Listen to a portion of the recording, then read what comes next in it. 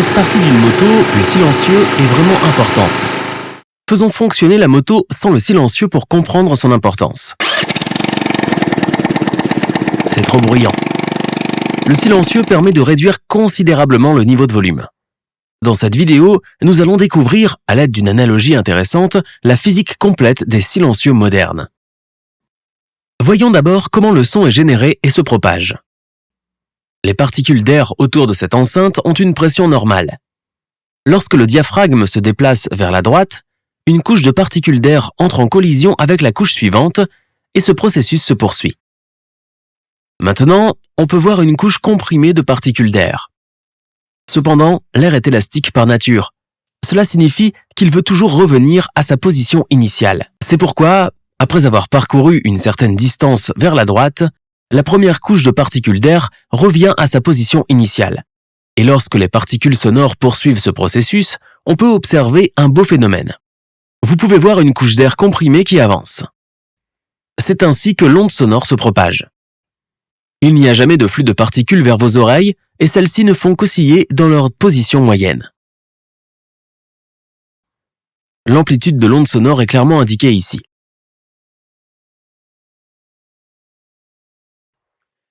Remplaçons ces particules d'air par les bandes de pression pour faciliter la visualisation.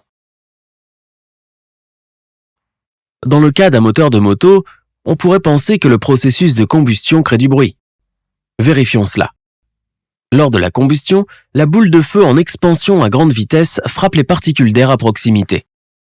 Cet impact est suffisant pour déclencher la propagation d'une onde sonore, comme nous l'avons vu précédemment. Cependant, la majorité du son que nous entendons ne provient pas de ce processus de combustion, mais de l'échappement. Surprenant, non? La raison en est que, pendant la combustion, le cylindre est complètement fermé. Grâce à cela, les ondes sonores sont principalement absorbées par le cylindre, ce qui le fait vibrer. La question est la suivante. Comment l'échappement génère-t-il du bruit? Voyons cela. La pression des gaz d'échappement est presque 4 fois supérieure à celle de l'air ambiant. Cela signifie que lorsque la soupape d'échappement s'ouvre, ces gaz se précipitent soudainement dans le collecteur et heurtent les particules d'air. C'est pourquoi une onde sonore sera générée à ce moment-là. Le cas du moteur est donc différent de celui des pétards ou des armes à feu où la source du son est la combustion. Ces ondes sonores frappent alors votre tympan et celui-ci vibre. Ces vibrations sont envoyées à votre cerveau et vous entendez le son. Voici une question intéressante. À votre avis, qu'est-ce qui change dans l'onde sonore pour la rendre plus forte ou plus faible? Oui, c'est l'amplitude. Lorsque le motard accélère, vous entendez un bruit encore plus fort. En effet, plus le carburant est brûlé, plus la pression des gaz d'échappement augmente. Plus la pression d'échappement est élevée, plus les particules d'air se déplacent lorsque la soupape d'échappement est ouverte, ce qui génère une onde sonore de plus grande amplitude. Selon la loi sur les véhicules à moteur, le bruit de chaque véhicule doit être limité à 80 décibels. Pour y parvenir, utilisons de la fibre de verre poreuse dans le circuit d'échappement pour absorber les ondes sonores. Pour comprendre comment cette fibre de verre réduit le son, regardez d'abord ces exemples de balançoires. Si vous poussez le premier enfant, il pousse le deuxième et ainsi de suite, transférant l'énergie sans quitter leur place, un peu comme la propagation du son. Dans l'idéal, toutes ces oscillations parcourent la même distance. Il n'y a pas de perte d'énergie. Supposons que vous vouliez réduire l'amplitude de l'oscillation de leur balancement. Si nous plaçons des murs en béton entre eux, le mouvement des balançoires est complètement obstrué. Nous ne voulons pas faire obstacle à leur mouvement. Maintenant, plaçons une paroi en caoutchouc légèrement flexible entre eux. Comme vous pouvez le constater, une partie de l'énergie de balancement sera absorbée à chaque étape par la paroi en caoutchouc et une partie de la force sera transférée. La distance parcourue par chaque oscillation ne cesse alors de décroître. C'est exactement ce que nous voulons, réduire l'amplitude sans entraver le mouvement.